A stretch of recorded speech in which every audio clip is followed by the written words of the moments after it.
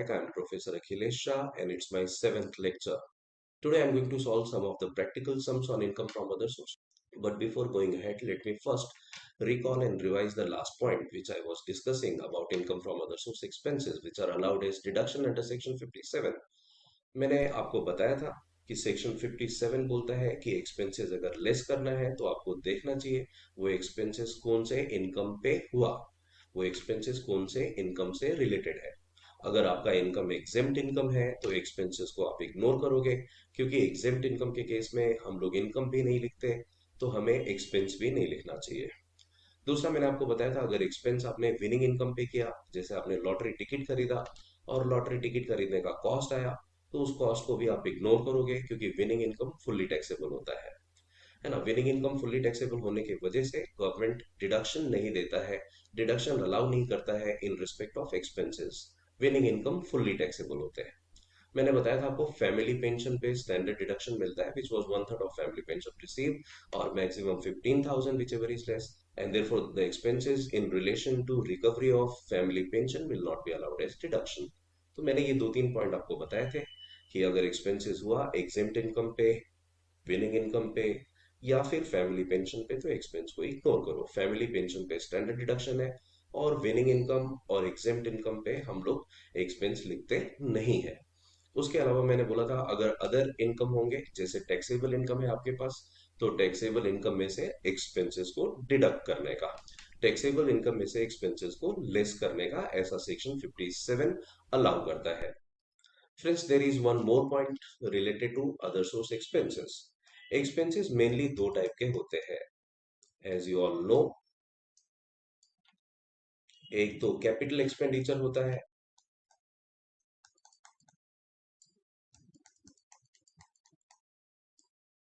Capital expenditure, और दूसरा revenue expenses होते हैं। Now you already know that capital expenditure is nothing but purchase of asset. For example, purchase of asset. And revenue expenses are day-to-day expenses. Friends, अगर हमें income find out करना है तो हम लोग इनकम और रेवेन्यू एक्सपेंसेस लिखते हैं, है ना। Capital expenditure, purchase of asset, ये बैलेंस शीट का आइटम है, आपको सबको पता है। हमें लाइबिलिटीज और असेट नहीं लिखने हैं, है ना, क्योंकि हम लोग अभी income from other source find out कर रहे हैं, तो we are mainly concern about what, income and expenses. Capital asset, capital expenditure is not an income neither an expense. ये असेट होता है तो आप असेट को क्या करोगे, इग्नोर करना है आपको। Purchase of asset balance sheet में जाएगा। हम लोग इनकम और एक्सपेंस की बात कर रहे हैं तो रेवेन्यू एक्सपेंस होना चाहिए। अब ये एक्सपेंस भी पर्सनल नेचर का हो सकता है, it can be a personal expenditure, है ना। जैसे पॉकेट एक्सपेंस है आपका, है ना, पर्सनल एक्सपेंस हो गया, मैरिज एक्सपेंस हो गए, तो पर्सनल एक्सपेंसेस वगैरह को लिखना नहीं है। मतलब एक्सपेंसेस का अगर मुझे डिडक्शन चाहिए तो expenses must be related to taxable income, it must be related to taxable income, taxable income से रिलेटेड होना चाहिए। इनकम टैक्सेबल होना चाहिए तो आप एक्सपेंस लिखो, ठीक है। अभी जैसे एग्जांपल हमने सीखा था रेंटल इनकम टैक्सेबल होता है, rent from subletting, composite rent वगैरह हमने सीखा था, तो टैक्सेबल इनकम है तो आप एक्सपेंस को क्लेम करो। डिडक्शन अंडर सेक्शन 57, याद रखना, I am once again repeating and revising. Expenses मैंने आपको बताया था if it is related to exempt income तो मत लिखना। एक्सपेंसेस अगर ये विनिंग इनकम से रिलेटेड है तो भी नहीं लिखना है। मतलब expenses must be related to a taxable income only. If it is related to taxable income, then the deduction is allowed under section 57. ठीक है, तो ये पॉइंट आपको याद रखना चाहिए। नेक्स्ट पॉइंट, कुछ छोटे मोटे पॉइंट आपको यहाँ पे और भी याद रखने हैं, मिसलेनियस पॉइंट। उसके मैं नोट्स लिखता हूँ यहाँ पे, important notes you can call it as. समझो मैं हिंदू अनडिवाइडेड फैमिली का मेंबर हूँ। अभी आपको मैंने फर्स्ट लेक्चर में बताया था कि Hindu undivided family is also a person, Hindu undivided family is also a person under income tax act. तो अगर HUF को इनकम हुआ तो HUF भी टैक्स देता है। ठीक है, HUF को समझो इनकम हुआ, एग्जाम्पल के लिए 10 lakhs का, और उस 10 lakhs के इनकम पे समझो 2 lakh का एक्सपेंस हुआ, है ना। तो नेट प्रॉफिट आफ्टर टैक्स हम लोग बोलते हैं अकाउंट्स में। यहाँ पे हमारा इनकम आफ्टर पेइंग टैक्स कितना बच गया, 10 लाख में से 2 लाख का टैक्स गया तो 8 लाख बच गया। अब समझो फैमिली में 8 मेंबर्स है, तो सब लोगों ने वो अमाउंट आपस में डिस्ट्रीब्यूट किया, and each member receive 1 lakh, है ना, as share from the income of the Hindu undivided family. वो 1 lakh पे अभी मेंबर्स को टैक्स देना है क्या? Answer is no. मेंबर को टैक्स क्यों नहीं देना है? क्योंकि उस इनकम पे ऑलरेडी टैक्स दिया, और टैक्स किसने दिया? हिंदू अनडिवाइडेड फैमिली ने। So therefore, if an income is already taxed in the hands of Hindu undivided family, the same income would not be taxable again in the hands of the member of the Hindu undivided family. ठीक है, note number 1, share of income received by member of Hindu undivided family। ये exempt होता है friends, एक income पे double tax नहीं लगता है, हमारे इनकम टैक्स में ऐसा कंसेप्ट है, one income can not be tax twice, and because of this reason the income which has already been taxed in the hands of HUF will not be taxable again in the hands of the member. So therefore, such share of income which was already taxed in the hands of HUF will be exempt under section 10(2) in the hands of the member. The next point is, just like Hindu undivided family, समझो there is a partnership firm. Partnership firm में partners member होते हैं। अभी partnership firm को income हुआ तो tax कौन देगा? पार्टनरशिप फर्म देगा। आफ्टर पेइंग टैक्सेस जो प्रॉफिट बच गए, नेट प्रॉफिट आफ्टर टैक्स, वो प्रॉफिट पार्टनर्स आपस में डिस्ट्रीब्यूट करते हैं, शेयर करते हैं। तो उस प्रॉफिट पे अगेन पार्टनरशिप फर्म को टैक्स नहीं लगेगा। क्यों? क्योंकि ऑलरेडी पार्टनरशिप फर्म ने टैक्स दे दिया। Next point is share of profit received by partner of a partnership firm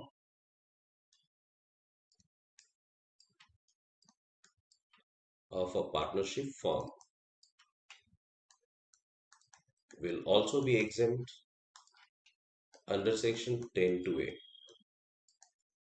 तो ऐसे छोटे छोटे मिसलेनियस पॉइंट आपको याद रखना है, 10(2)(a। ठीक है, next point friends, the next point is very important and repetitive. It is there in the all chapter of income tax, and the point is with regard to TDS। आपको सबको पता है कि सर्टेन इनकम पे TDS deduct होता है ना। TDS को हम लोग टैक्स डिडक्टेड एट सोर्स बोलते हैं। TDS को हम लोग टैक्स डिडक्टेड एट सोर्स बोलते हैं। TDS is what? Tax deducted at source। इसका कंसेप्ट भी समझ लेना आप। अभी देयर आर सर्टेन इनकम, कुछ इनकम पे गवर्नमेंट TDS डिडक्ट करने बोलता है। TDS डिडक्ट कौन करेगा? इनकम किसका होना चाहिए? TDS डिडक्ट पेयर करता है या पेई करता है? क्यों डिडक्ट होता है? पेई के पॉइंट ऑफ व्यू से उसका इम्प्लीकेशन क्या है, टैक्स इम्प्लीकेशन क्या है, एक बेसिक मैं आपको आइडिया दे रहा हूँ। समझो मैं मिस्टर ए हूँ, आई एम मिस्टर ए।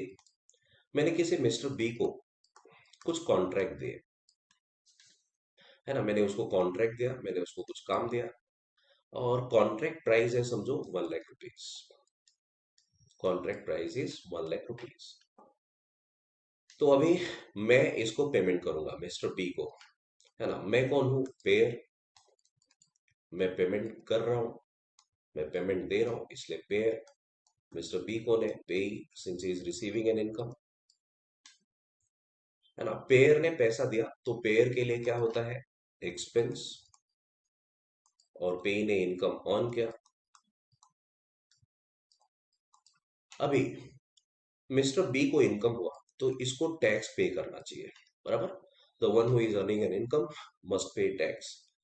लेकिन मिस्टर बी अगर टैक्स नहीं दिया, समझो वो विलफुली डिफॉल्ट कर रहा है ना, वो इनकम डिक्लेयर नहीं करता है, रिटर्न फाइल नहीं करता है, इनकम कंसील करता है, छुपाता है, तो इससे गवर्नमेंट को लॉस होगा, गवर्नमेंट को टैक्स नहीं मिलेगा। तो डिपार्टमेंट क्या करेगी, इसके खिलाफ लीगल एक्शन लेगी, है ना, डिपार्टमेंटल एक्शन लेगी, टैक्स रिकवर करने की कोशिश करेगी। समझो ये सारे पैसे उसने स्पेंड कर दिए, अभी उसके पास है नहीं, तो मिस्टर बी से पेनल्टी भी रिकवर नहीं हो सकता, फिर उसको जेल में डालेंगे, है ना। तो ऐसे केसेस में अल्टीमेटली नुकसान किसका, गवर्नमेंट का ही, गवर्नमेंट को कुछ मिला भी नहीं और टैक्स की चोरी भी हो गई। तो टैक्स की चोरी ना हो इसलिए गवर्नमेंट ने टीडीएस का कंसेप्ट इंट्रोड्यूस किया।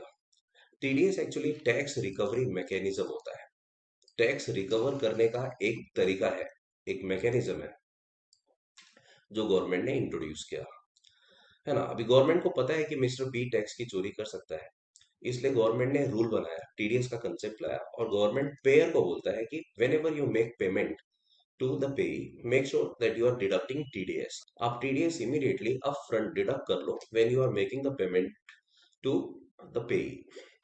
गवर्नमेंट मिस्टर ए को बोलता है कि हमें मिस्टर बी पे भरोसा नहीं है, आप जब भी उसको पेमेंट करोगे उस पर टीडीएस काट के करोगे और टीडीएस का पैसा आप हमें दोगे। तो समझो टीडीएस का रेट है 2%, तो 1 लाख पे 2% कम्स टू 2000। तो अभी मिस्टर ए का रिस्पॉन्सिबिलिटी है, मेरा रिस्पॉन्सिबिलिटी है कि मैं टीडीएस काट के नेट अमाउंट उसको पे करूं। तो मैं मिस्टर बी को कितना दे दूंगा, 98,000, और ये 2000 मैं डायरेक्टली गवर्नमेंट को दे दूंगा, ठीक है। और गवर्नमेंट को दे दे टाइम मैं गवर्नमेंट को बताऊंगा कि ये पैसे मिस्टर बी के हैं, उसके नाम से मैं टीडीएस डिपॉजिट कर दूंगा। तो गवर्नमेंट ने बोला मिस्टर ए को कि अगर आपने टीडीएस काटा तो हम लोग आपको एक्सपेंसेस अलाउ कर देंगे, और आप ऐसे केस में पूरा ग्रॉस एक्सपेंसेस क्लेम कर सकते हो। मतलब जब भी आप एक्सपेंस क्लेम करोगे तो ग्रॉस एक्सपेंस क्लेम करो in case if you have deducted TDS at the time of making payment to your pay. तो ग्रॉस एक्सपेंस मुझे लिखने मिल जाएगा, मतलब मैं पूरा 1 लाख क्लेम कर सकता हूँ, ठीक है। अगर हमने ये पेमेंट नहीं किया, टीडीएस का गवर्नमेंट को पेमेंट नहीं किया, या टीडीएस हमने डिडक्ट नहीं किया, तो गवर्नमेंट मुझे एक्सपेंसेस का डिडक्शन नहीं देगा, तो मेरे लिए पनिशमेंट है, ठीक है। इसलिए कभी भी पेमेंट करते वक्त हमें टीडीएस डिडक्ट करके पे करना चाहिए। सर मिस्टर बी के पॉइंट ऑफ व्यू से क्या होगा, मिस्टर बी का इनकम है, उसको तो नेट इनकम ही मिला, उसको नेट इनकम मिला 98,000, तो वो अपने आईटी रिटर्न में, अपने इनकम टैक्स रिटर्न में 98,000 लिखेगा या पूरा 1 लाख लिखेगा। मिस्टर बी को गवर्नमेंट बोलता है कि जब आप अपना इनकम डिक्लेयर करोगे, तो इनकम डिक्लेयर करते वक्त, है ना, ये मिस्टर बी के पॉइंट ऑफ व्यू से मैं आपको बता रहा हूँ, मिस्टर बी जब ये अपना इनकम डिक्लेयर करेगा तो वो ग्रॉस इनकम डिक्लेयर करेगा। मिस्टर बी बोलेगा उसको नेट इनकम हुआ 98,000 का, टीडीएस ऐड करना चाहिए, he will add the amount of TDS which was not received by him, और ये बताएगा कि उसका इनकम 1 लाख हुआ। तो इनकम लिखते वक्त उसने पूरा ग्रॉस इनकम लिखा 1 लाख। अभी टैक्स निकालेगा वो, टैक्स कंप्यूट करते time he will account for all the income, जिस पे टीडीएस डिडक्ट किया वो भी इनकम उसने कंसीडर किया, और ऐसे बहुत सारे इनकम भी हो सकते हैं जिस पे टीडीएस डिडक्ट नहीं हुआ हो, वो सारा इनकम फाइंड आउट करके, है ना, उसके ऊपर वो टैक्स निकालेगा। समझो उसका टोटल टैक्स आ गया एक सर्टन अमाउंट, अब उसमें से वो क्या करेगा, ये पूरा अमाउंट पे करेगा क्या, आंसर इज नो। उसका ऑलरेडी 2000 का टीडीएस डिडक्ट हुआ था, तो ये टीडीएस का अमाउंट यहां से लेस करेगा, ठीक है, और टैक्स नेट अमाउंट पे कर देगा गवर्नमेंट को, है ना। तो इसको हम लोग नेट टैक्स पेएबल बोलते हैं। ऐसा प्रेजेंटेशन होता है पेई के लिए, ऐसा प्रेजेंटेशन पेई के लिए होता है। पेई कभी भी इनकम लिखता है तो ग्रॉस इनकम लिखेगा, और उस ग्रॉस इनकम पे टैक्स निकालेगा, टैक्स निकालने के बाद टैक्स में से टीडीएस क्लेम करेगा। टीडीएस को हमने पहले नेट इनकम में ऐड किया, फिर बाद में हम लोगों ने टैक्स लायबिलिटी में से लेस किया। तो ऐसा दो इफेक्ट देना पड़ता है, इनकम लिखते वक्त आपको ग्रॉस इनकम लिखना है, और जब भी आप टैक्स लायबिलिटी फाइंड आउट करते हो तो टैक्स में से हम लोग टीडीएस का डिडक्शन क्लेम कर लेते हैं, और हम लोग नेट अमाउंट गवर्नमेंट को पे करते हैं, ठीक है। I hope you understood this point well. Friends, हमारे टीवाई बीकॉम में टैक्स लायबिलिटी हमें फाइंड आउट नहीं करना है, हम सिर्फ इनकम फाइंड आउट करेंगे और आपको सिर्फ एक ही पॉइंट याद रखना है कि इनकम कभी भी लिखना है तो ग्रॉस इनकम लिखने का। ग्रॉस इनकम कैसे आएगा, उसमें टीडीएस का अमाउंट ऐड करके आएगा। ठीक है सर, टीडीएस की वजह से टैक्स चोरी रुक गई क्या, टैक्स चोरी कम होती है क्या? Answer is yes. अगर समझो मिस्टर ए ने पहले से ही टीडीएस डिडक्ट किया और गवर्नमेंट को दे दिया तो वो अमाउंट अभी अनअकाउंटेड नहीं होगा। गवर्नमेंट को पता चल गया कि 2,000 रुपए का टीडीएस डिपॉजिट हुआ है मिस्टर बी के नाम से और वो 2,002% है, मतलब 100% income has to be 1 lakh. अभी गवर्नमेंट को पता है कि ये टीडीएस बी के नाम पे आया तो बी का इनकम 1 लाख का होना चाहिए। अगर बी अपने आईटी रिटर्न में 1 लाख का इनकम डिक्लेयर नहीं करेगा तो बी फंस जाएगा। मतलब टीडीएस के वजह से ट्रांसपेरेंसी बढ़ गया, है ना, चोरी रुक गई। ठीक है, क्योंकि एक बार अगर आपके नाम से टीडीएस कट गया मतलब आपका इनकम गवर्नमेंट को पता चल गया, उसके बाद अगर आप आईटी रिटर्न में वो इनकम डिक्लेयर नहीं करोगे तो आप फंस सकते हो। ठीक है, तो इसके वजह से ट्रांसपेरेंसी बढ़ गया और टैक्स की चोरी कम हो गई, तो ये टैक्स रिकवरी मैकेनिज्म है। अब हमें क्या याद रखना है, तो मैंने आपको दोनों पॉइंट बताया, है ना। पेयर के हिसाब से जिसने पे किया है, एक्सपेंस पे किया, वो ग्रॉस लिखेगा। टीडीएस अगर उसने काटा, है ना, तो ग्रॉस एक्सपेंस क्लेम करेगा। और पे के पॉइंट ऑफ व्यू से आपको याद रखना है कि उसको नेट इनकम मिला, लेकिन पे भी हमेशा ग्रॉस इनकम डिक्लेयर करेगा, है ना। मतलब हमेशा नेट प्लस क्या करना है, टीडीएस करना है, नेट प्लस टीडीएस। तो एक छोटा सा पॉइंट आपको ये याद रखना है। तो next point,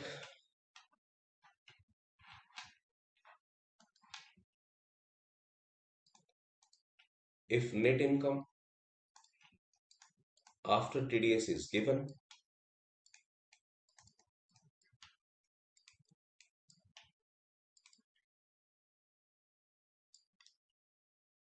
consider gross income. ये सेम रूल एक्सपेंस के लिए भी एप्लीकेबल है फ्रेंड्स। तो नेट इनकम में क्या करना है, टीडीएस ऐड करना है और ग्रॉस आएगा, और आपको हमेशा ग्रॉस इनकम पे टैक्स पे करना है। ठीक है, ग्रॉस इनकम टैक्सेबल होता है। तो ये छोटा सा पॉइंट आपको याद रखना चाहिए और ये किसी भी चैप्टर में आ सकता है। ठीक है, next point,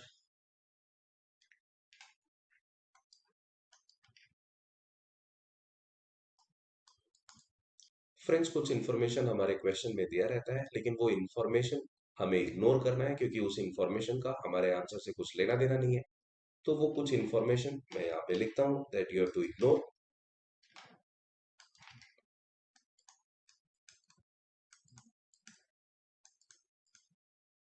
Certain information given in the question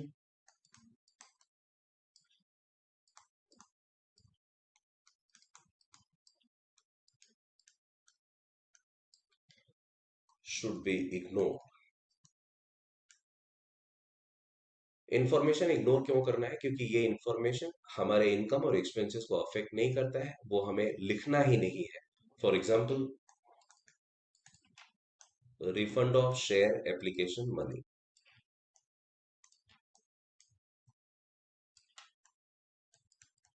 refund of share application money. समझो आपने शेयर परचेज करने के लिए, शेयर सब्सक्राइब करने के लिए एप्लीकेशन मनी दिया और आपका एप्लीकेशन रिजेक्ट हो गया और कंपनी ने आपके एप्लीकेशन मनी को रिफंड किया। तो ऐसे रिफंडेड अमाउंट को आप लिखोगे नहीं, ये इनकम नहीं है। सर ये इनकम क्यों नहीं है, क्योंकि ये मेरा खुद का पैसा है और मुझे ही मिला। तो मेरा पैसा मेरे ही जेब में आ रहा है, मेरा पैसा मेरी पॉकेट में आ रहा है, it is not my income. ठीक है, अब समझो मैंने किसी को लोन दिया और लोन के पैसे रिटर्न आ गए तो इनकम नहीं है ना। अभी मैं आपको अगर 1 लाख का लोन देता हूँ, आप मुझे इंटरेस्ट देते हो 10,000, है ना, टोटल अमाउंट समझो आपने मुझे रीपे किया अलॉन्ग विद इंटरेस्ट 1,10,000। तो मैं 1,10,000 में 10,000 को इनकम बोलूंगा। 1 lakh is not an income, 1 lakh तो मेरा ही पैसा। तो principal amount of loan income नहीं होता है रीपेमेंट पे, मेरा पैसा मुझे ही मिला। सो लोन टेकन और रीपेड, ये आपको इग्नोर करना है। ऐसे ही कुछ इंफॉर्मेशन और इग्नोर करना है, जैसे income tax refund,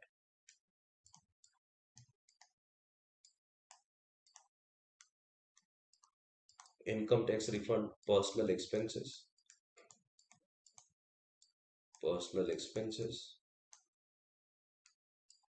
purchase of asset,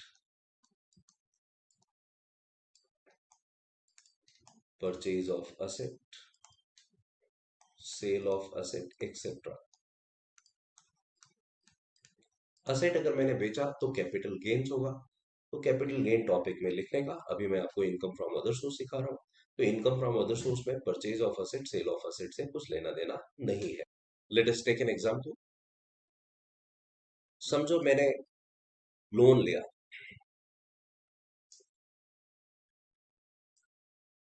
loan मैंने 1 लाख का लिया, और इस 1 लाख से मैंने शेयर खरीदा, परचेज ऑफ शेयर। 1 लाख का हमने शेयर परचेज किया। On the amount of loan taken ₹1 lakh we paid interest. समझो 1 लाख पे हमने इंटरेस्ट पे किया 1000, 1 लाख के लोन पे हमने 1000 रुपए इंटरेस्ट पे किया। और आपने शेयर खरीदा था 1 लाख का, तो 1 लाख के शेयर पे आपको डिविडेंड मिला, और डिविडेंड कितना मिला, समझो 10,000 मिल गया। तो अभी अगर किसी ने पूछा income from other source find out करने को, तो आप क्या करोगे? इनकम फ्रॉम अदर सोर्स में हम लोग डिविडेंड इनकम देखेंगे, है ना। डिविडेंड इनकम 1000 का, 10,000 का है, और 10,000 में से हमें एक्सपेंस लिखना है, less expense, deduction for expense. तो एक्सपेंस में मैं क्या लिखूंगा? लोन टेकन तो लायबिलिटी है, लायबिलिटी को इग्नोर करना है। असेट हमने परचेज किया था 1 लाख का, असेट हम लोग बैलेंस शीट में लिखते हैं, है ना। तो हमें रेवेन्यू इनकम और रेवेन्यू एक्सपेंस चाहिए, है ना। We are mainly concern about what is there on the debit side of PNL account and credit side of PNL account. हम लोग रेवेन्यू इनकम और रेवेन्यू एक्सपेंस की बात कर रहे हैं। तो लोन और ये शेयर्स, ये सब बैलेंस शीट में जाएगा। इंटरेस्ट पेड ये हमारा एक्सपेंस है, तो हम लोग इंटरेस्ट को यहाँ से क्लेम करेंगे, ठीक है। मतलब 9,000 का इनकम हुआ, ऐसा कुछ, ठीक है। तो ये सब पॉइंट आपको याद रखना है कि लोन अगर आपने लिया, लोन रीपे किया, असेट खरीदा, असेट बेचा, तो ये सब इग्नोर करना है income from other source chapter में। हमें रेवेन्यू इनकम और रेवेन्यू एक्सपेंस लिखते हैं। एक्सपेंस भी कौन से? Expense must be related to taxable income, ठीक है। तो आगे बढ़ते हैं। Now friends, I am going to solve few sums from this topic. चलो देख लो, क्वेश्चन नंबर 1 की मैं बात कर रहा हूँ। Mister Vijay holds the following securities and shares as on 1 April 20, है ना। ये 50,000 लिखा है, 7.5% Bihar government securities. Bihar government securities investment का डिस्क्रिप्शन है। और 50,000 क्या है? 50,000 फेस वैल्यू है, मतलब हमने 50,000 का सिक्योरिटीज खरीदा है। अभी सिक्योरिटीज पे आपको 7.5% के हिसाब से इंटरेस्ट मिलेगा, है ना। 50,000 का 7.5% कम्स टू 3750। ये 3750 एग्जेम्प्ट होगा या टैक्सेबल? तो मैंने आपको ऑलरेडी बताया था, इंटरेस्ट इनकम में gold deposit bond, gold deposit scheme, notified tax free bond, है ना, public provident fund, post office saving bank account, Konkan railway corporation bond, relief bond, national state RBI relief bond और capital investment bond के interest exempt होते हैं। तो Bihar government securities किसी में भी नहीं आता है, इसलिए बिहार गवर्नमेंट सिक्योरिटीज के इंटरेस्ट टैक्सेबल होंगे 3750, है ना। तो यहाँ पे मैं टैक्सेबल लिखता हूँ। 90,000 12% डिवेंचर एबीसी लिमिटेड का, डिवेंचर का इंटरेस्ट टैक्सेबल होगा, क्योंकि ये भी जो मैंने लिस्ट आपको बताया था एग्जेम्पशन वाले 10-15 में, उसमें कवर नहीं होता है। तो 90,000 का 12% आपको निकालना चाहिए, विच इज 10,800, और ये 10,800 टैक्सेबल होगा। 20,000 9% नेशनल रिलीफ बॉन्ड है। नेशनल रिलीफ बॉन्ड आया था 10-15 में, और इसका इंटरेस्ट एग्जेम्प्ट होगा। अमाउंट फाइंड आउट करने की जरूरत नहीं है। Total amount of interest will be exempt under section 10-15, 10-15 में एग्जेम्प्ट होगा। नेक्स्ट है 30,000 10.5% Konkan railway corporation bond. Konkan railway corporation bond के इंटरेस्ट भी एग्जेम्प्ट होते हैं under section 10-15। 10% preference shares in PQR limited, PQR limited का शेयर्स हमने खरीदा, शेयर्स पे अपने को डिविडेंड मिलता है ना। ऊपर के सारे पॉइंट क्या थे, इंटरेस्ट थे, यहाँ पे डिविडेंड आया और ये डिविडेंड टैक्सेबल होगा, तो 10% डिविडेंड आपको मिलेगा और ये टैक्सेबल है। ठीक है, next point, Vijay is MLA, member of legislative assembly, है ना, मेंबर ऑफ लेजिस्लेटिव असेंबली। मैंने आपको बताया था एमपी एमएलए एमएलसी के केस में सैलरी मिला तो टैक्सेबल, डेली अलावेंस और कॉन्स्टिट्यूएंसी अलावेंस एग्जेम्प्ट होता है। तो mister Vijay is MLA, salary and daily allowance from this source amounted to 50,000 per month and 10,000 per month respectively. ये 50,000 सैलरी है, टैक्सेबल होगा, और ये 10,000 पर मंथ डेली अलावेंस है, ये एग्जेम्प्ट होगा। और सेक्शन आपको पता ही है, सेक्शन इज 1017, 10-17 में एग्जेम्प्ट होता है। What is next, following information is given regarding minor children's income. Minor children's income दिया हुआ है, first son's income is 5,600, second son's income is 1,300, daughter's income is 25,600, and below daughter's income there is one information that it has been received as first prize in singing competition. Friends, मैंने आपको minor children's में बताया था कि अगर children's को income हुआ due to their skill, talent और मैनुअल लेबर, तो ऐसे केस में जिसका इनकम है टैक्स उसको देना पड़ेगा। तो daughter income has been received as first prize in singing competition, तो इस इनकम पे डॉटर खुद टैक्स देगी। अभी हम लोग फॉर्मेट बनाने वाले हैं अदर सोर्स का फॉर द फादर मिस्टर विजय, तो ये मैं क्या करूंगा, इग्नोर कर दूंगा।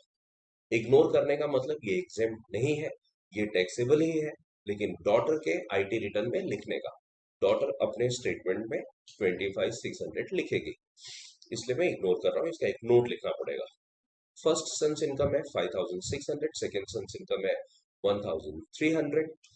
मैंने आपको माइनर चिल्ड्रंस इनकम में बताया था, if the income is club with the income of the parent, computation has to be done separately, है ना। एग्जेम्पशन मिलता है अंडर सेक्शन 1032 और वो एग्जेम्पशन अपने को सेपरेटली लिखना है। 1032 बोलता है मैक्सिमम 1,500 पर एनम एग्जेम्प्ट होगा, तो यहाँ पे 5,600 में से 1,500 पूरा लेस होगा, ये 1,500 से कम है तो ये पूरा 1,300 एग्जेम्प्ट हो जाएगा। हम लोग बाय डिफॉल्ट इसको पैसिव इनकम समझने का, पैसिव इनकम, एक्टिव इनकम अगर होगा तो क्वेश्चन में इस तरह का इंफॉर्मेशन दिया होगा। ठीक है, आगे बढ़ते हैं। रेंट फ्रॉम सब लेटिंग है, भाड़े का घर भाड़े पे दिया, तो ये भी टैक्सेबल है friends. Rent paid to landlord है, हमने रेंट पे किया रूम के ओनर को, तो ये हमारे लिए एक्सपेंस हुआ। आप इसको क्या करोगे, इसको डिडक्ट करोगे अंडर सेक्शन 57। ठीक है, क्योंकि रेंट टैक्सेबल इनकम है इसलिए एक्सपेंस को लेस करना चाहिए। हमने घर के ओनर को रेंट पे किया 10,000 और हमने इसी घर से सब लेटिंग करके 35,000 का इनकम अर्न किया, तो हमें नेट इनकम पे टैक्स देना है which is 25,000। Gift receive from father in law, father in law से गिफ्ट मिला, मैंने आपको गिफ्ट में बताया था कि अगर गिफ्ट रिलेटिव से मिला तो नॉट टैक्सेबल, तो फादर इन लॉ रिलेटिव है, आप इसको नॉट टैक्सेबल लिखो या एग्जेम्प्ट भी लिख सकते हो, लेकिन याद रखना अगर आपने एग्जेम्प्ट लिखा तो सेक्शन मत लिखना, है ना, क्योंकि सेक्शन 56(2) क्लॉज 10 उसको इनकम ही नहीं समझता है, तो आप खाली एग्जेम्प्ट लिख के छोड़ देना। Gift receive from cousins, cousins relative नहीं होते हैं, अमाउंट कितना है 30,000, ये टैक्सेबल होगा, लेकिन टैक्सेबल करने से पहले हमें देखना चाहिए कि वो एग्रीगेट अमाउंट 50,000 के ऊपर है क्या। फिलहाल मैं इसको टैक्सेबल लिखता हूँ। Gift receive from friends, friends भी रिलेटिव में नहीं आते हैं और ये अमाउंट 30,000 है, तो ये भी टैक्सेबल होगा, लेकिन टैक्सेबल कब होगा, जब ये सारे अमाउंट इन एग्रीगेट एक्सीड होंगे 50,000। तो देख सकते हो आप, कजिन का गिफ्ट 30,000 है, फ्रेंड्स का 30, टोटल 60,000 हो गया, मतलब in aggregate the amount has exceeded 50,000 और देयरफॉर ये फुल्ली टैक्सेबल हो जाएगा।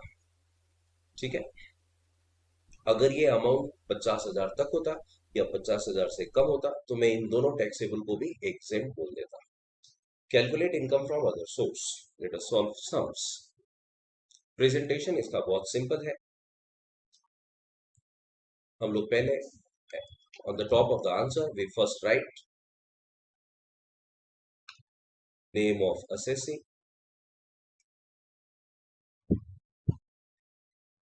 Name of assessee, Mr. Vijay. We are preparing this format for the previous year 2021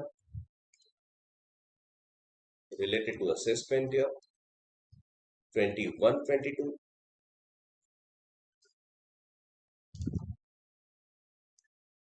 Statement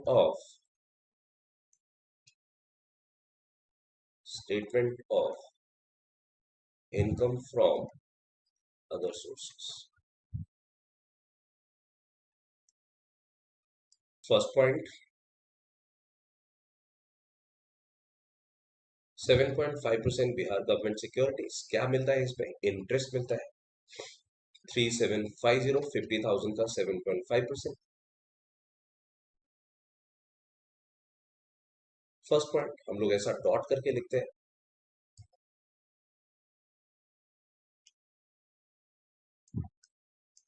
interest on 7.5% Bihar government securities. और ये क्या होगा, टैक्सेबल है, तो सीधा आउटर कॉलम में लिखता हूं। टैक्सेबल होगा तो आउटर कॉलम, अगर एक्सपेंस दिए होंगे तो इनर कॉलम में लिख के एक्सपेंस माइनस करना चाहिए। ठीक है, next point, 12% debenture of ABC limited 90,000 का था।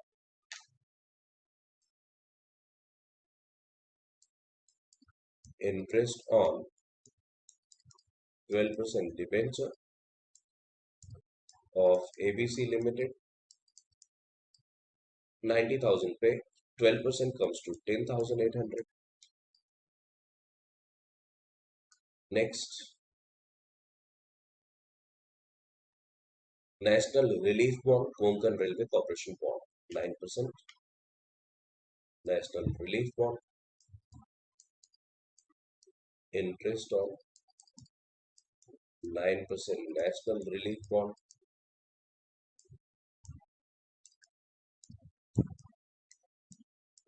और ये क्या होगा,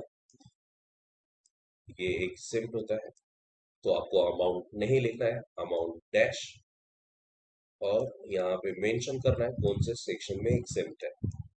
it is exempt under section 1015। Next, interest on 10.5% Konkan railway corporation bond.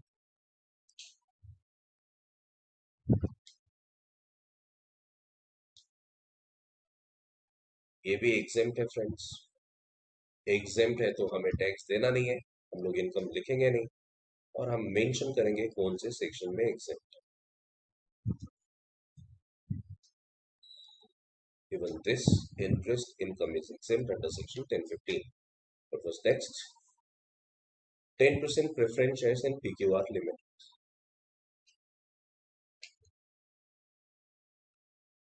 Shares पे डिविडेंड मिलता है, dividend on 10% preference shares in PQR limited। क्या होगा फ्रेंड्स, ये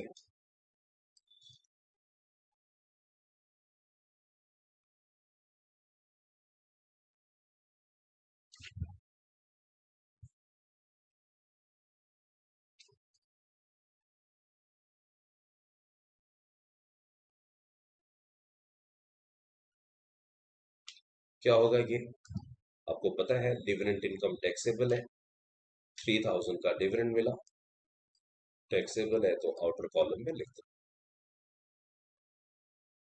next,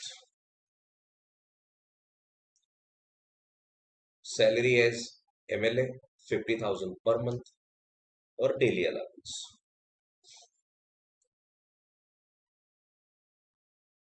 salary received as member of legislative assembly 50,000 per month है। हम लोग format पूरा एक साल का बना रहे है ना, हमारा प्रीवियस ईयर 2021 है, विच starts from 1st April and ends on 31st March of 21।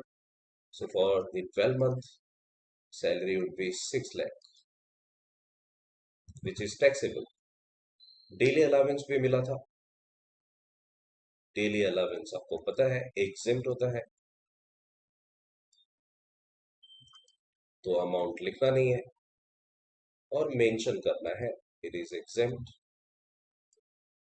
Under section 1017. What is next after this?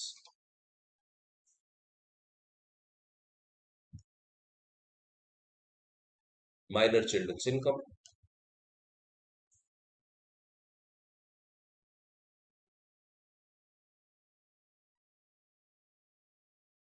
Minor children's income.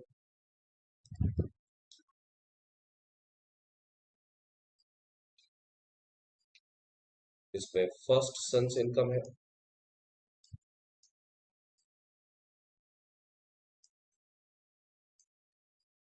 5600. और ये क्लब हो रहा है, तो हमने सीखा था क्लब इनकम पे एग्जेम्पशन मिलता है.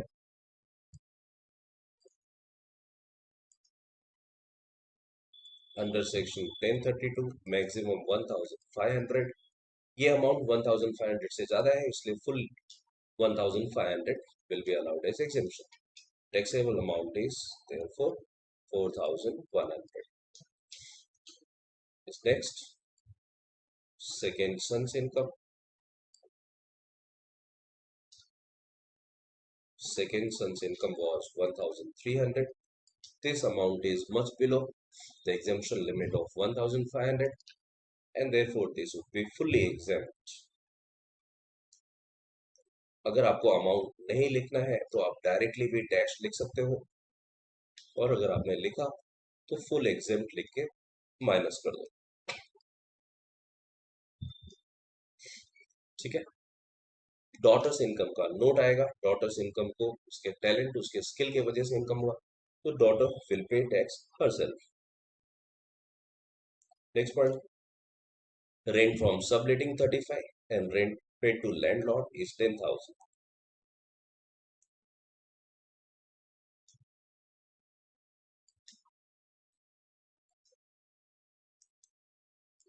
Rent from subletting 35,000 less. कभी भी एक्सपेंस अगर आपको लेस करना है तो पहले एक हेडिंग दे दो,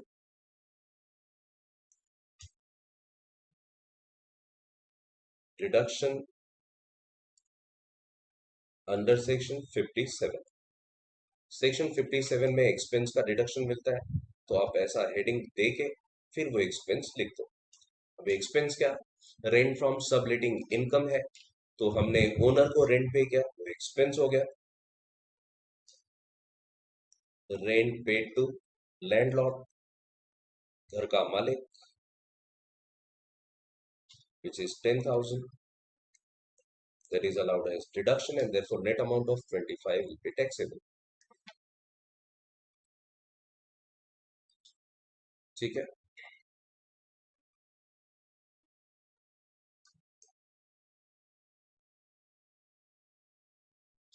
next, gift receive from father in law. इसका एक ये एग्जाम भी आप लिख सकते हो, चाहिए तो इसका नोट भी लिख सकते हैं. मैं एग्जाम ही लिख देता हूँ.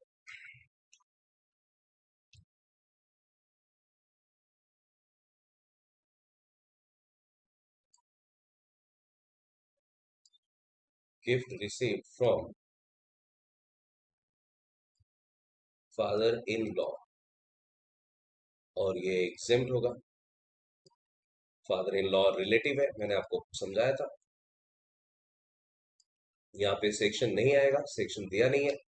सेक्शन 56 टू क्लॉज 10 के हिसाब से इनकम ही नहीं है, तो सिर्फ एग्जाम लिखो.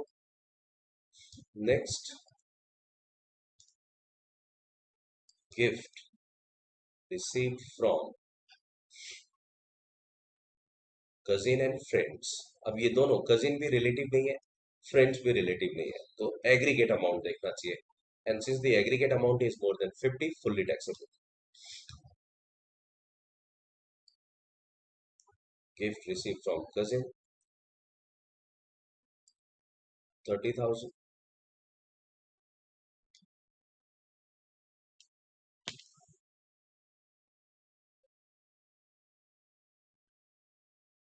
30,000.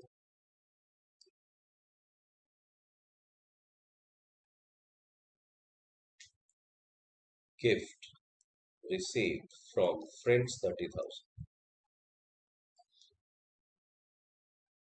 तो ये दोनों अमाउंट 50,000 क्रॉस हुआ, इसलिए fully taxable.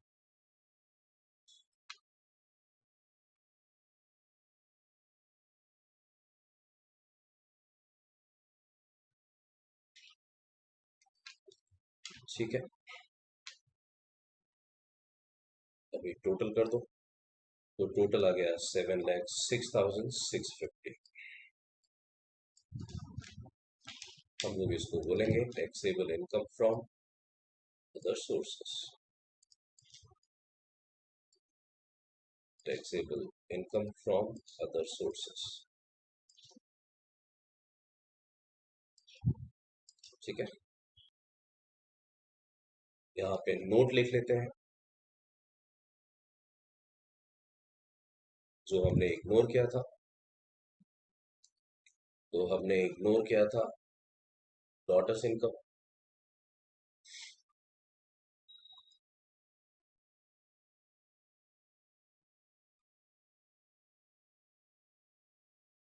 Daughter's income received as first prize in singing competition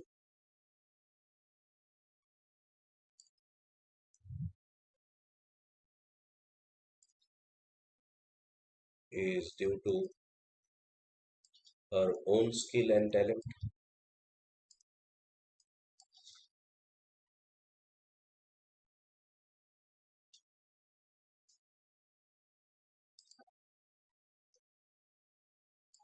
Such income will be taxable in the hands of daughter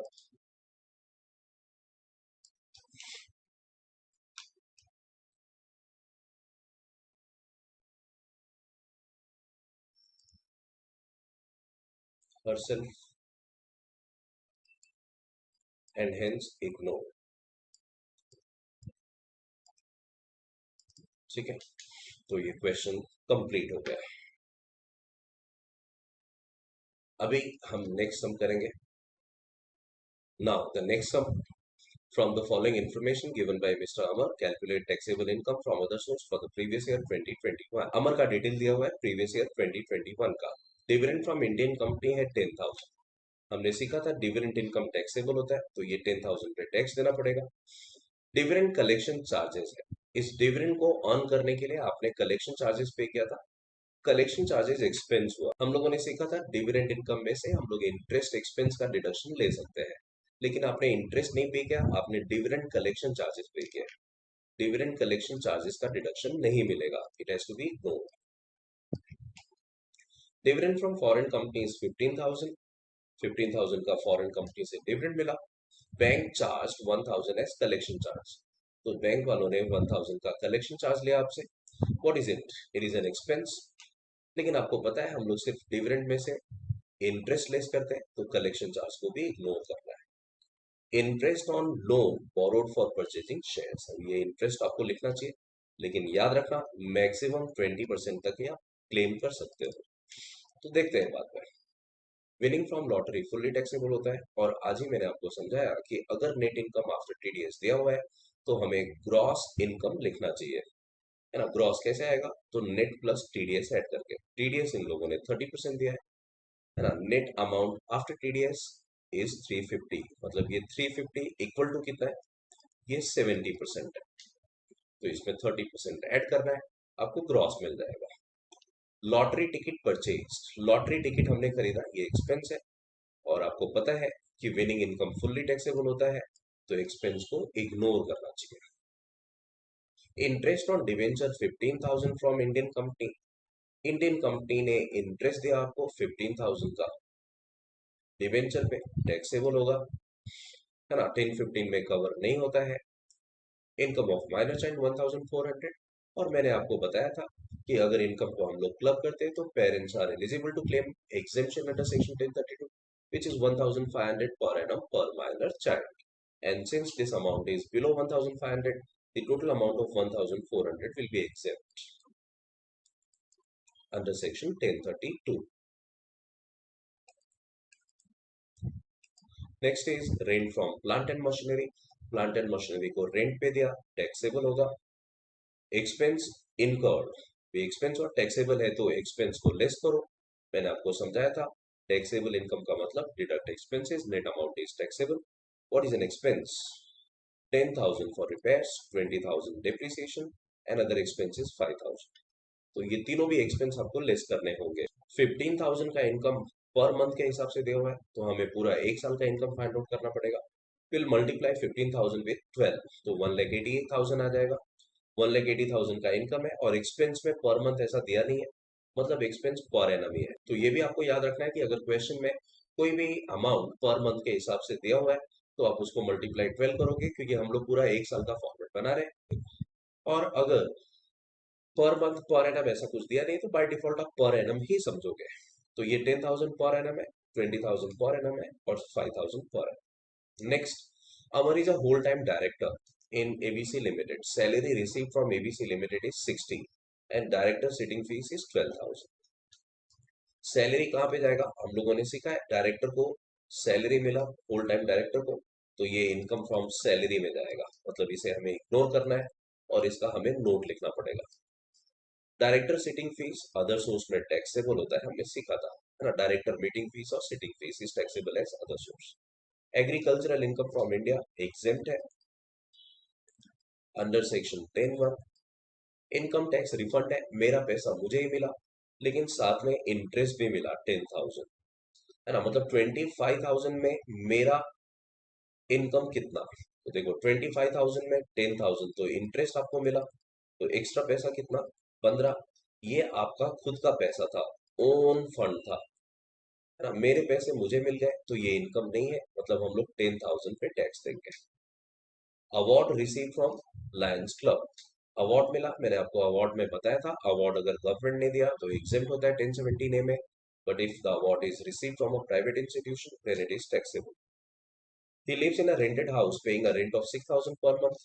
अब ये 6,000 रेंटेड हाउस में रहता है, रेंट पे कर रहा है, मतलब एक्सपेंस हुआ। The house is too big for his family and therefore he has subletted 1/4 portion of the house on a rent of 2,000 per month. ये घर बहुत बड़ा था, उसने 1/4 पोर्शन खाली सबलेट किया 2,000 के हिसाब से। तो याद रखना, आपने ये जो रेंट पे किया है वो एक्सपेंस है, लेकिन ये पूरे घर का पे किया है, लेकिन आपको इनकम पूरे घर से नहीं हो रहा है, इनकम अपने को सिर्फ 1/4 पोर्शन से हो रहा है। तो हम लोग टैक्स देने वाले हैं इन respect of 1/4 portion of the house. तो आपको याद रखना चाहिए कि अगर इनकम 1/4 है तो एक्सपेंस को भी 1/4 करना पड़ेगा, मतलब ये 6,000 का 1/4 लेना चाहिए। Next point, he has also undertaken the liability of paying municipal tax of 4,000 on the whole house and also the current repairs of the whole house amounting to 6,000। तो ये दो एक्सपेंस भी आपने पे किए, ये भी पूरे घर पे है ना, पूरे घर का एक्सपेंस है। याद रखना, हमें रेंट फ्रॉम सबलेटिंग पूरे घर से नहीं मिला, 1/4 पोर्शन से मिला, तो हम लोग इनकम 1/4 करेंगे तो एक्सपेंस भी 1/4 ही करना है। खत्म। तो अभी हम लोग सॉल्व कर लेते हैं क्वेश्चन को। सबसे पहले on the top of the answer you have to write name of assessee,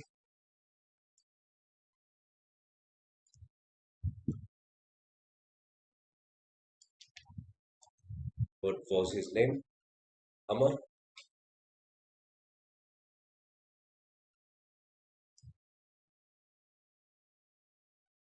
Previous year,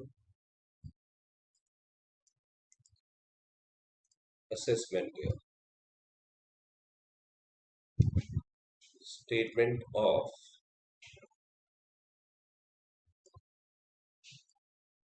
income from other sources.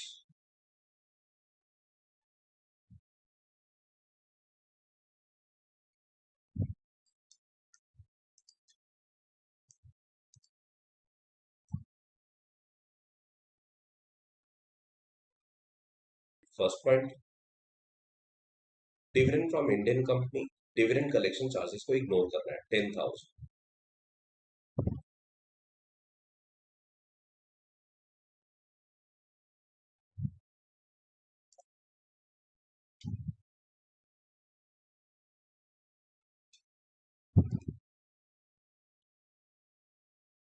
Dividend collection charges को इग्नोर करना है क्योंकि डिविडेंड में हम लोग सिर्फ इंटरेस्ट एक्सपेंस का डिडक्शन क्लेम कर सकते हैं।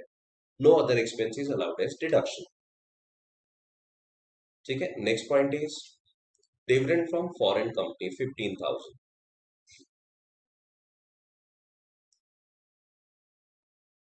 Dividend from foreign company 15,000। यहाँ पे इंटरेस्ट दिया हुआ है इसलिए मैं इनर कॉलम में लिख रहा हूँ क्योंकि इंटरेस्ट का डिडक्शन हमें क्लेम करना है। Let's what deduction under section 57। और सेक्शन 57 क्या बोलता है? इंटरेस्ट लिखो on loan subject to maximum 20% of dividend income. Dividend कितना मिला आपको? 15,000 का 20% कम्स टू 3,000। ठीक है, इंटरेस्ट ऑन लोन कितना? Interest on loan borrowed for purchasing shares was 4,500। तो विच एवर इज लेस लिखना है आपको, and therefore whichever is less is how much? 3,000। 12,000 पे टैक्स पे करना। नेक्स्ट पॉइंट,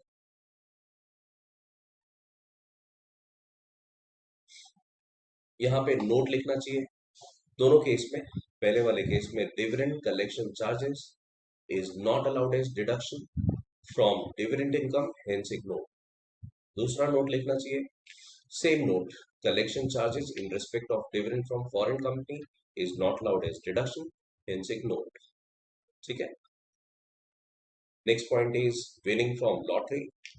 ये नेट अमाउंट दिया है 350 at the rate 30% TDS.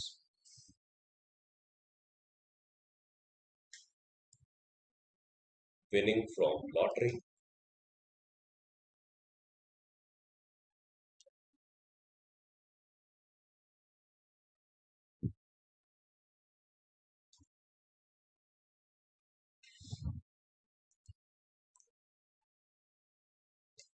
Net income है 70% इक्वल टू 3,50,000 क्योंकि टीडीएस डिडक्ट हुआ था 30% के हिसाब से, तो हमें टीडीएस को ऐड करना चाहिए।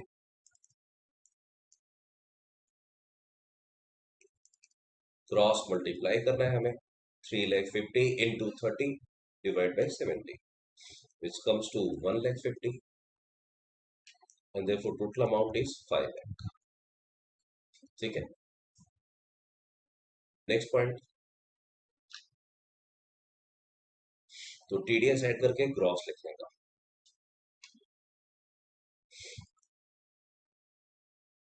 सर विनिंग इनकम पे भी एक्सपेंस दिया था lottery ticket purchase, lottery ticket का डिडक्शन नहीं मिलता है।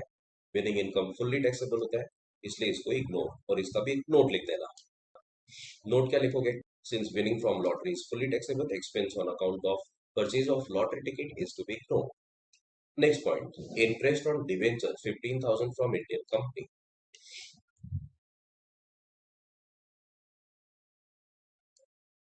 Interest on debenture from Indian company, ये 10-15 में नहीं आता है और इसलिए फुल्ली टैक्सेबल। फुल्ली टैक्सेबल तो नहीं, टैक्सेबल बोलना चाहिए, लेकिन यहाँ पे एक्सपेंस दिया नहीं है इसलिए हम लोग आउटर कॉलम में लिख रहे हैं। Next point, income of minor child 1,400।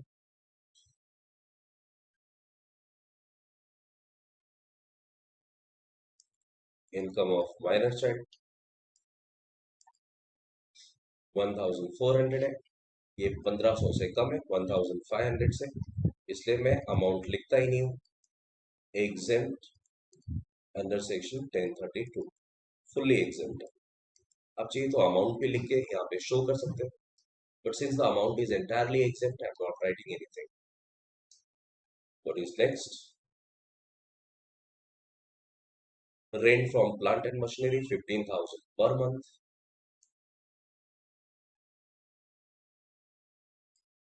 Rent from plant and machinery 15,000. So 1,80,000 for the entire year. अब यहाँ पे भी एक्सपेंस दिए हुए हैं, दो तीन एक्सपेंस लिखना है, तो पहले हेडिंग डालना चाहिए, लेस डिडक्शन अंडर सेक्शन 57, और आप एक्सपेंस का डिडक्शन क्लेम करो। What is an expense there? Expense 10,000 for repairs, 20,000 depreciation, and other expense 5,000.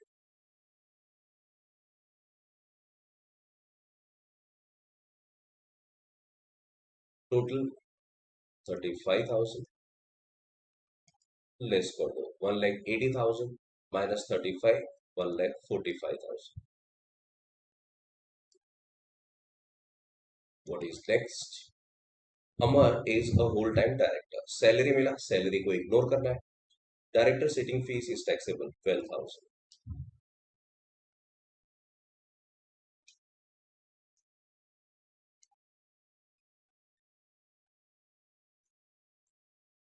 12,000 is income from other source. Next point. Agricultural income from India 10,000.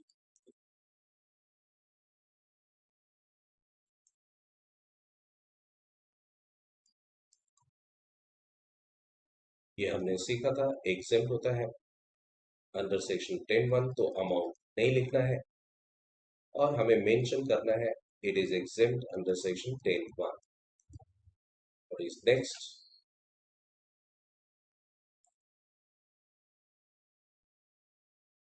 Income tax refund, interest 10,000 लिखना है,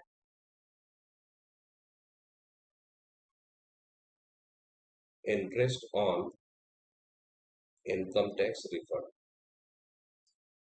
10,000. ये taxable होता है क्योंकि ये भी सेक्शन 1015 में कवर नहीं है। Next point, award receive from Lions club,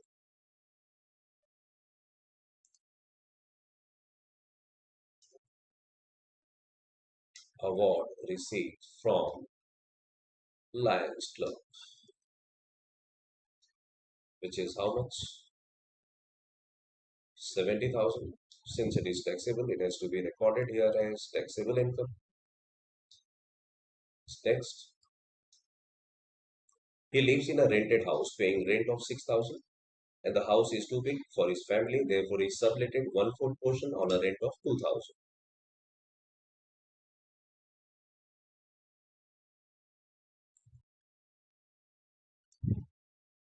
Rent from subletting 2,000 for 12 months comes to 24,000. Less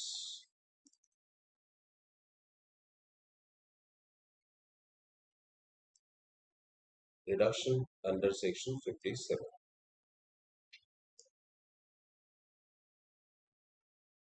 ठीक है, याद रखना ये इनकम 1/4 पोर्शन से हुआ, तो एक्सपेंस भी 1/4. पहला एक्सपेंस है रेंट पे टू द ओनर 6,000.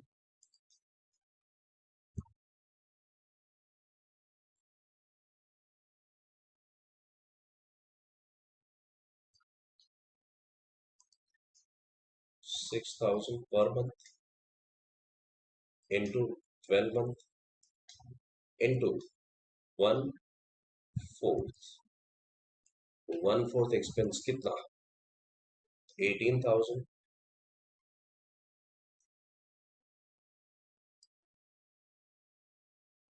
Next,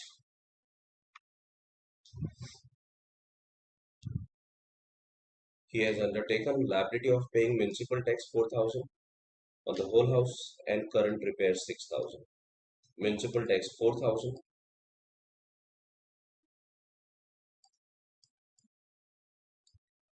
तो 4000 का 1/4,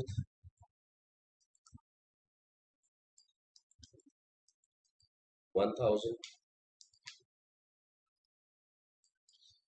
and repairs, current repairs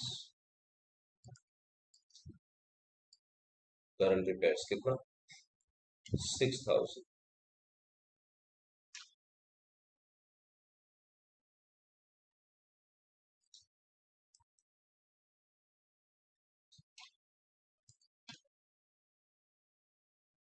1500, ठीक है।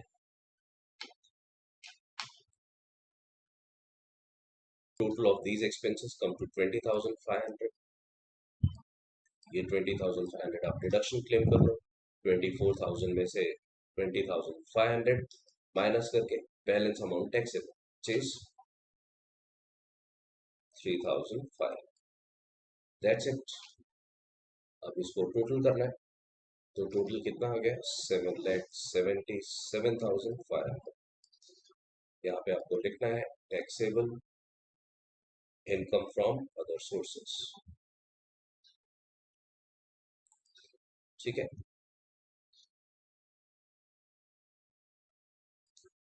तो हम नेक्स्ट लेक्चर में न्यू टॉपिक स्टार्ट करेंगे।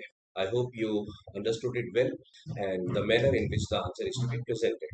I'll start a new topic in the next lecture. Till then, goodbye, take care, see you soon.